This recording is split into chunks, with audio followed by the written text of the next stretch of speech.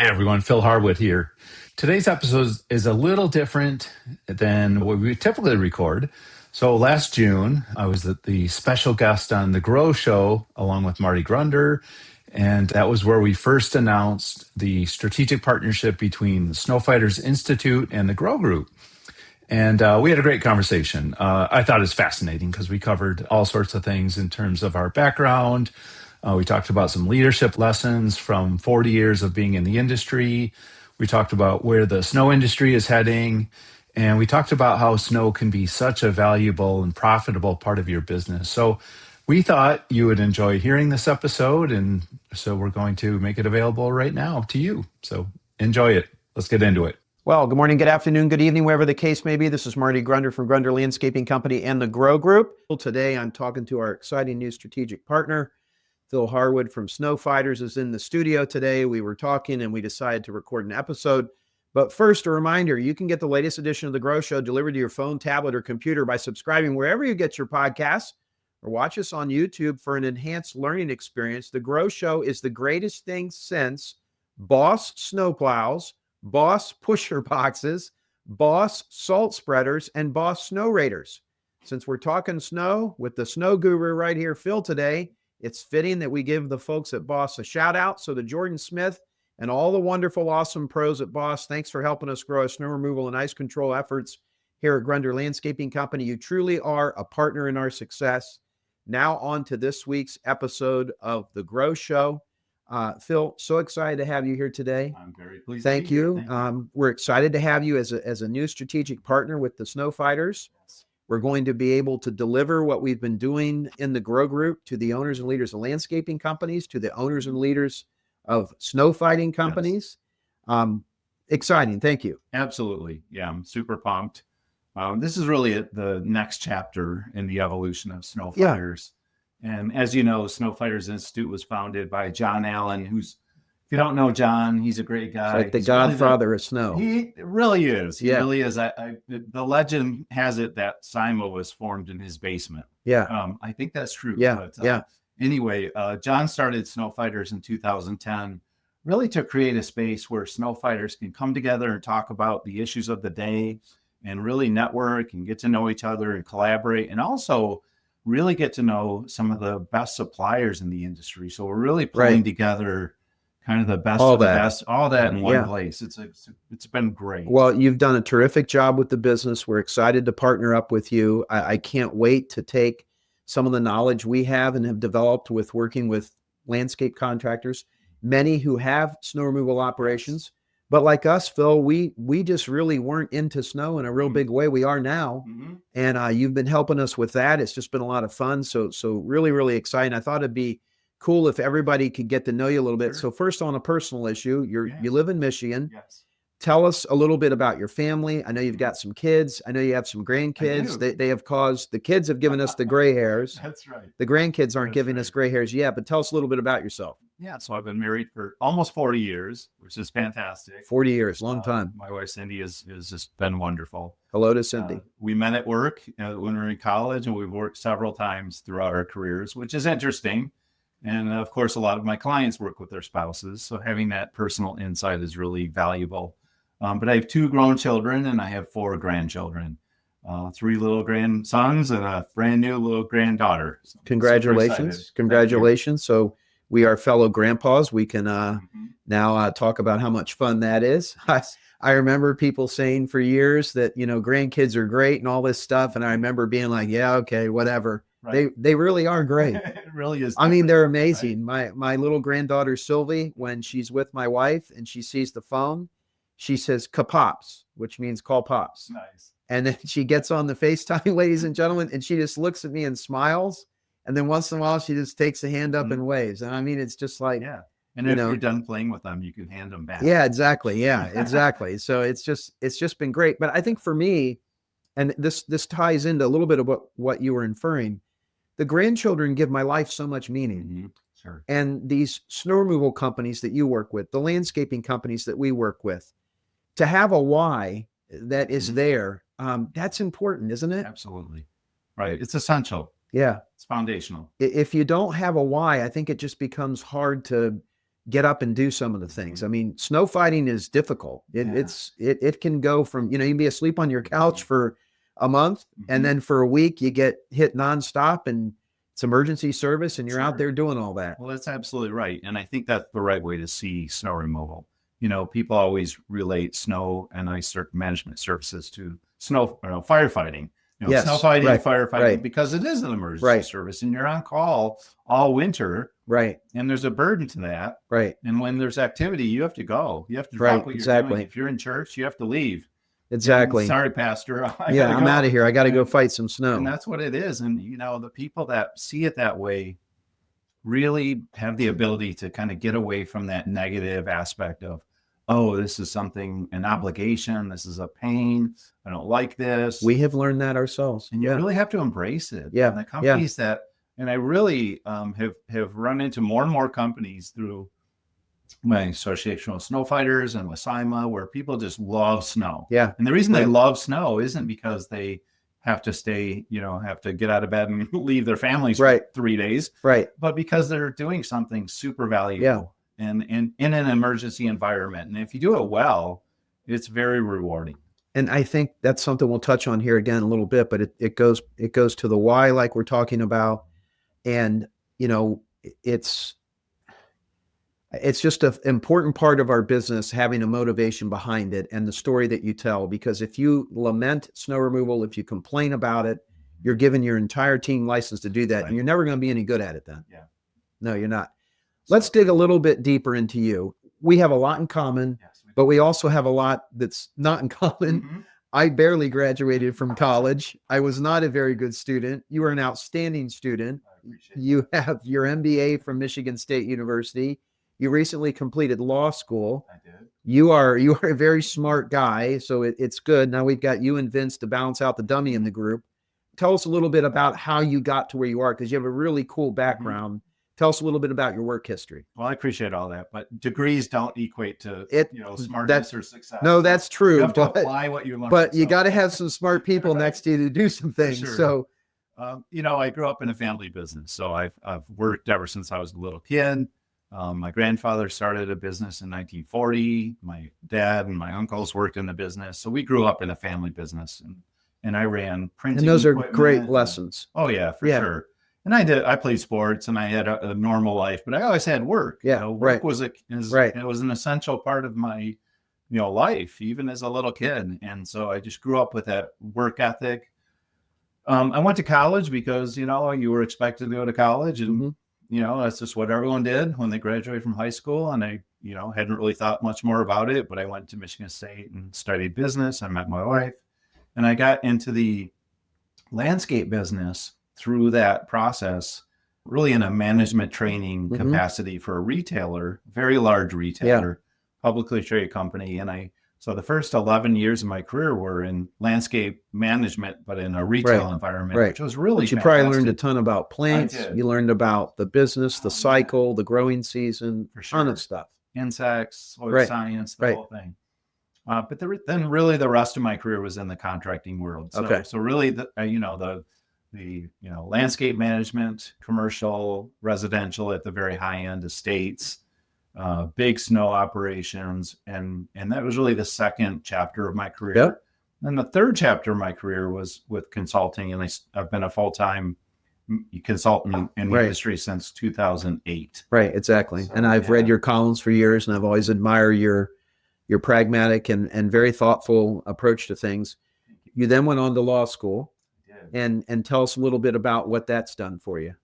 Yeah, well, the inspiration to go to law school to begin with was because a lot of my friends who are my age are saying, "You're crazy. What are you doing?" Right. But my consulting work has really moved into helping business owners transition their businesses to their children, or to prepare to exit. Right. That was really the motivation. But the knowledge I've gained is super helpful in terms of reading contracts and helping negotiate through issues and understanding. Sometimes I'm the bridge between the attorneys that my clients are working with and the client saying, well, help me understand what this attorney is saying. And I can understand it, and I can point them in the right direction. So exactly. It's been pretty cool. Well, it's awesome. And it's awesome to talk to you. You bring a perspective that we don't have here. One of the things I always like to ask longtime industry veterans like yourself, I recorded a recent edition of The Grow Show with my brother Rich, and it was probably mostly comedy, to be honest with you. And we were talking about some of the funny things that happened, like the day the trailer passed us on the right and went through a garage door, things like that. Tell us a funny story. It's never happened to me, by the way. I hear you. I know it has. You're lying. Your nose is growing, Pinocchio.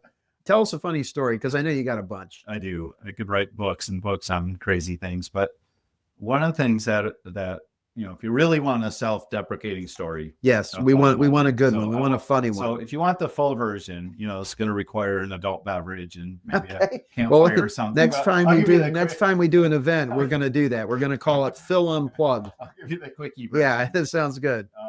I was asked by a client to apply a chemical inside a commercial office building in the atrium. Okay. Uh-oh. And against my better judgment, knowing that the product was labeled for outdoor use only, yeah, I went ahead and did it because the culture of the company was never tell a customer no. Okay. Always say yes. Oh, wow. In fact, our attire was embroidered with "Yes, I can." Yeah. Or "Yes, Oh, we boy. can." Okay. So it was always say yes. So yeah. Can you kill all this stuff in this atrium so my interior plant company can start over? Yes, I can. Because we know how to kill stuff. Right. I'm really good at killing stuff. Yeah. Right. So, of course, I killed everything. Roundup, or what were you using? It was Momentum. Oh yeah, there you go. The Fast problem actor. is, without sunlight, it never breaks down. Okay. Yeah. So it lives forever. So sterilized the area. It lives forever. Yeah. So everything that got replanted in those beds, they were huge beds, died. Oh, God. More than once. Oh gosh. And it turned into a pretty big deal. Yeah. Yeah. And a big lesson. Well, those are the lessons that we learn. That's funny, and that's how we do things. And I guess the lesson learned in there is, and actually we've had a similar thing where our slogan is, where service is always in season. And a few years ago, Phil, if a client wanted their lawn mowed on Wednesday, but the one right next door wanted it done on Thursday, and the one a street over wanted it on Friday, we would go into a neighborhood on 3 different occasions, because it's where service is always in season. And as you grow, ladies and gentlemen, your span of control lessens. And I didn't even know this was all going on until we got Aspire, the industry-specific software that we have, and we used the route optimization feature that it has, and we started seeing what it was costing us to go back. It did. Yeah. Wow. And so there's unintended consequences of core values and of slogans and rally cries, and you got to think about it.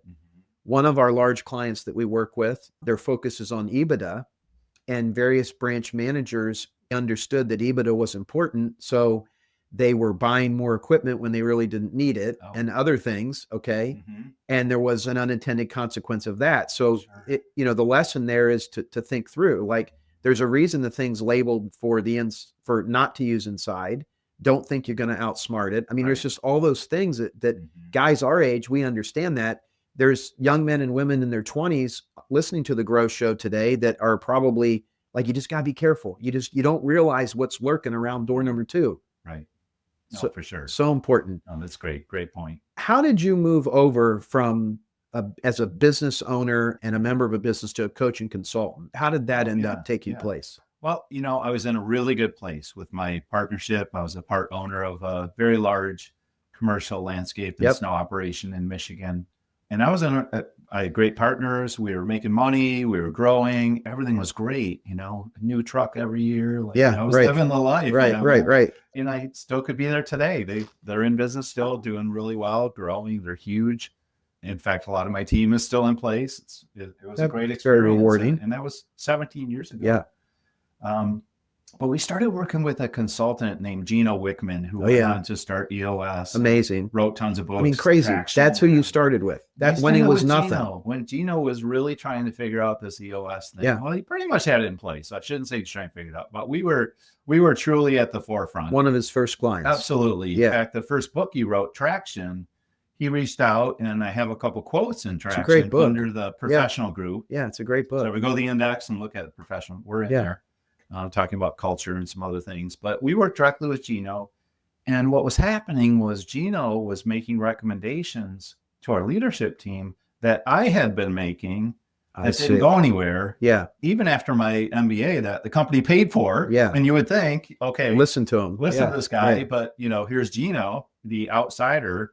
And then the light bulb went on and I went, that's where the value is being the objective outsider. Yes. Who's giving unfiltered opinion, no skin in the game. Mm-hmm. And I said, I need to do that. I have some folks at Grunder Landscaping. Actually, there's probably more than I realize that watch the Grow Show and listen to it. So some of you don't repeat what I'm going to tell you here, but we used to have a local football coach speak to the team every year.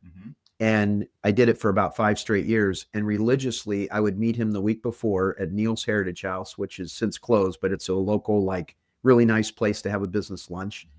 And coach would say, okay, what do you want me to tell your team? And I would say, well, I've tried getting this across, but it's not getting across in terms of the team. I've talked about this in terms of service. I talked about this in terms of profitability. So if you could touch on all those, I'd appreciate it. And then the next week, coach would come in, he'd touch all of them. He'd figure out a nice story that got them to understand it. And then all of a sudden there'd be like, God, he was great. Did you hear what he was talking about with profitability? And I just had to kind of bite my tongue. But look, I was just trying to get better. So I'm fine. If you got the lesson from him, of course, that's fine. So it's a similar thing. Like, and it makes sense, folks. Like, people tune you out. That's the value in having an outsider come in. Like, I'm a lot smarter in Las Vegas than I am in Dayton, Ohio. So true. Because this consultant came all the way from Las Vegas to help us. Little did they know I'm running a business out of a trailer in the middle of, I'm exaggerating, but those are the things that happen there with the coaching. What are some of the core leadership lessons that Phil Harwood has learned through your, I guess, almost 40 years of business experience? They all sound like cliches, but it's do the right thing, do what you say you're going to do, answer your phone, be respectful, care about people. It's all that. Isn't that amazing? Those are basics. Yeah, but it's so hard. Well, that's it. I think, my book, The 9 Super Simple Steps, that's the premise of the book. And the premise of the book is the steps one needs to take to be successful in business. They're pretty easy to understand. Like, if we went in front of all you today, folks, and Phil and I were teaching, which is something we'll be doing together here, and we said, okay, if a customer calls you, what do you do? Well, everybody would say, well, call them back. Yes. But people don't do that. They don't. They don't do that. And so 3 days later. Yeah. And I think we do overcomplicate. Our president here at Grunder always says, Seth, he always says there's no magical silver bullets, and there aren't. And there really are a lot of things that are commonsensical about business. Any other lessons that you've learned through the years that you'd like to share? Well, I think, one of the things that's always served me well in leadership and business is to be an example and get out ahead of things. Okay. So tell me more. Show up early. Okay. Be prepared. Okay. What do you mean by be prepared? If you're presenting something, don't walk in at the last minute. Rehearse the day before. Have it figured out. Have some handouts. Role play, maybe. Demonstrate that you're really committed to this and that you really care and that it's important. Before, if it was a snow operation, and I knew our crews were coming in at midnight, I would get to the shop at 10 and I would plow the whole shop and I would make coffee and I would get the trucks cleaned off. I would just, it's 2 hours of my time, but 2 hours. But that set the tone. Yeah. So they walked in like, wow, this guy's ready. Man. Right. If I was rolling in at midnight, like, oh, the gate's frozen and we can't get in. And that's so true. Yeah. And so we describe that at the Grow Group, the concept that you got to be great at the things you want your team and your followers to be good at. Right. And whether it's fair, lead. Exactly. And whether it's fair or not, you and I have both learned we have a bullseye on us and we're being heavily scrutinized. I tell people when I teach and I talk about customer service and leadership and how you treat people and talk to people, if you see me on my way out of this hotel berating the young lady at the desk because my room wasn't very clean, after I just talked to you about how you handle issues, now what do you think of me? Right. If you heard that I yelled and swore at one of my employees, what would you, those things, I didn't know this when I was in my 30s. I don't think I grasped this till I was probably in my late 30s. And now I certainly understand that I'm always being watched and that how we do things is how we do everything. And as the leader goes, that's how the team goes. 100%. And the little thoughtfulness of getting in there early and filling up the trucks, making sure that, yeah, how many times has the gate lock been frozen? I can relate, okay? Right. And everybody's waiting out there, and then here you come up at 12 and everybody's standing there waiting, Mm-hmm. and now we're going to yell at them because we're behind. Right. Well, we didn't do anything to try to help get a little momentum. I love it. Anything else? Wow. I just love learning. So I've always been a learner, and I've always encouraged my people to look for opportunities to learn something, Yeah. whatever it is. Yeah. You can always be learning something. There was a season when I moved from retail management in the landscape industry to contracting. That was my first experience on large properties. And so I had no idea about drainage and irrigation on a big scale. I get it. I couldn't identify mature trees, things like that. That you would think someone with a horticulture background would know. And so I really had to ramp up quickly. And I tell this story a lot about learning how to identify trees. It was the dead of winter, so there's no leaves. Yes. I had a book, Trees of North America, and I drove around with this book in my truck all winter long. And every time I got to a stop sign, I pulled up my book and I said, "What is that tree?" Wow. And by the end of the winter, I could identify every tree that was within the Detroit metro area because I could see. I think you're touching on something. That's a locust. Yeah. That's an ash. And I think you're touching on something that's really important. You learn those trees because you wanted to. Yes. And that sounds trite and trivial, but when we used to do grow, I remember I did grow in Chicago, and we had about 195 people there. This would have been in like 2006 or 2007. And I memorized every single name in the room, and people could not believe it. I still have people say, "I remember how did you do that?" And my response to them was, "I wanted to." Yeah. Like the drive on that kind of thing. And, if you want your business to work again, I'm going to say it again, you got to be great at the things you want your followers to be good at. And those are important. And learning is important. And it's a great way for people to see a path to greatness in your team by making that investment in education, right? Right. But you have to be motivated. You have to see some purpose to it. Yes. And that's really our role as leaders to help people understand how important that is. And really it's on them. It's their life. It's their career. Right. And we can help you and give you resources. We can support you, pay for classes or whatever, but this is on you. Yeah. And you're not always going to get paid for it. Right. This is right. maybe on your own time. Yeah. Well, and you just made me think of something. I'm scrolling my mind right now of our team and the people that have stepped things up. A lot of them have stepped it up because we've exposed them to some education that's gotten them more interested in the industry itself. Yes. And then they're like, okay, now that I understand this more, I like this. And it's almost like they're walking towards it now. Right. Yeah. Let's talk about trends. What are the trends that you see? I mean, people have been removing snow for years. When I got started, it was a shovel, a snowblower, and a straight blade. Yes. Okay, that angled. Yes. The amount of things that are out there now, speak to us to the trends that you see and how the industry has evolved. Yeah, well, there's so much more technology innovation and software applications and data that's coming from the field. Yes. We were out with Caterpillar, one of our sponsors, yes, and we were at their facility recently. And it was amazing some of the technology that's in a wheel loader. And you pay a lot for these. Yes, so you would expect some technology. Yes, right. More than just the bucket. What's goes some up of the and down. technology? Well, one of the cool things was that there's real-time training built into the machine. So if you think about it, and this is a big environment. This is a mining operation. So one of the larger dump trucks, probably one of the bigger ones in the world, moving material from A to B, point A to B. Well, every time you make that maneuver, it's tens of thousands of dollars of cost. Wow. Machine cost, time. Right. And the owner of that machine might be on another continent, could be anywhere in the world. That owner might be some rich dude in Russia. Yeah, right. And they can observe that machine and every maneuver that operator is making. They could actually talk to the operator in real time.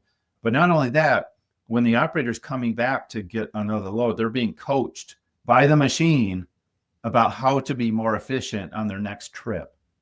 And I see applications there with snow too. Yeah. Yeah, 100%. Well, in the remote technology isn't there yet 100%, but it's coming. Right. So there's going to be a day when the operators of machines are going to be sitting in lazy boys in India. Right. And they're just going to sign into a machine right. and here in Dayton and operate it for an hour and a half. They're going to clock out of that Isn't machine. it crazy? They're going to clock into Right. a machine in Cincinnati. They're going to run that for 2 hours. Right. That's it. That's going to be the model. Software and other things that you see, what are those?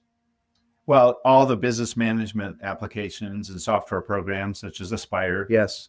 have really started to integrate with some of the technology with the snowplow equipment. So Right. we're getting data Right. uploaded Right. in terms of salt usage and all kinds of other And statistics. some of that stuff it's affordable even for the reporting. Oh yeah, and It's some of very this affordable. it's affordable for the smaller Absolutely. contractor. And it's essential. I mean, you can't, right. Yeah, I know for us prior to Aspire and a plug-in Property Intel, it was we would count parking stalls or you go visit the site. Right. We can produce a quote that's accurate within 5 minutes now. Right. Very accurate. So It is. great. And you know, doing Used more to with take hours. hours and doing more with less. Mhm. What keeps you energized about snow removal? There some years can be bad. I mean, you don't get snow. What keeps you energized about it? Like I said earlier, it's rewarding. You're providing a service that's essential. You're keeping properties open. You're keeping retail environments open, hospitals, airports, Right. distribution centers. These are essential logistical, and life-saving, Yeah. sometimes properties where you're the guy, you're Yeah. the person who's like the hero. So, to me, snow fighting is just, you're the It hero is. out there at night. Yeah. And this past winter, Phil, we had 2 hospitals that were zero tolerance that we took care of. And I was very nervous about us doing them, but I trusted my team and the compliments that we got and the other work that we've gotten from them as a result. Yeah. I'm so proud of, the effort that was put forth and what we've done with that and where we are. Any other trends? Well, just more broadly in terms of the demographics of the industry, and there's been a labor issue Yes. and we could talk all day about that. But, the other real big trend that's happening is with the aging population and the great transfer of wealth from the baby boomers Yes. to the next generation. So, that's why you're seeing all these educational programs around, how to sell your business Right. and how to value Right, your business exactly. and all that. So that, to me, that's a huge trend. And I'm very focused on that in my consulting work. Yeah. But that really stands out to me. No, and that's something, I mean, I'm almost 57 years old and that's something I think about. And I know you're going to agree with me. The interesting thing I think about this is everyone listening, whether you're planning on selling your business or not, you should be setting your business up so it can be easily sold so that someone would see value. You can't argue Sure. that, whether you want to sell it or Right. not, setting it up Right. to where someone can come in and say, okay, so I could buy this business and I see that you're involved, but you got a lot of key people here. I see you have systems. I think I could phase you out. I don't need you here. That's what you want to do, isn't it? Yeah. And I go back to EOS 100%. So all the things that you work on within EOS for process improvement and increasing profitability and sustainability, those are all things you do just to have a better business. Exactly. But they're also the same things you're going to do to make sure that your 35-year-old child can take over your business or sell it. Right. So they're all the same. Amen. Well, really nice of you to stop by and talk on the Grow Show. Let's close it out. What's one piece of advice that you would give to either a snow fighter or a regular landscape contractor? By the way, we're going to be producing so much content for snow removal professionals, snow fighters. It's ridiculous. If you're in a northern climate and you have snow and you currently don't do snow or you think it's a pain, you're not going to think that way when we're done with you. We're going to show you how to turn it into a viable part of your business. Yes. What's a great piece of advice? And we'll close it out. Well, since you invited me as the face of Snowfighters, I'm going to talk about snow. Yes, do it. Here, because snow removal, if done well, is a very profitable business. Yes, amen. And so, sometimes people look at all the risk involved, and all that risk can be mitigated. Not all of it. A lot of it can be mitigated. In my previous life, our business was 50% landscape, 50% snow. Wow. Green, white. Wow. But 80% of our profits came from snow. And I see that all the time. And more companies that I'm working with are really adjusting their service mix towards snow because it's so profitable. Right. If it's done well. Right. So that's why I love Snowfighters. Right. Because that's a place where you can really figure this out and take your snow business just to a great place. Yeah. Well, I'm really excited to have you as our strategic partner. I'm looking forward to getting to know you even better. You're a good man. Congratulations. Folks, that's going to do it for this week's edition of The Grow Show. If you haven't done so already, subscribe to The Grow Show. And if you can, give it a rating or share a comment. That helps more success-minded landscape professionals find us. And if you really want to help us, take your phone out right now and text this episode to a friend, an industry colleague, whoever, and help us tell more people about what we're doing here. Thanks for joining us this week on The Grow Show. We'll talk to you next week.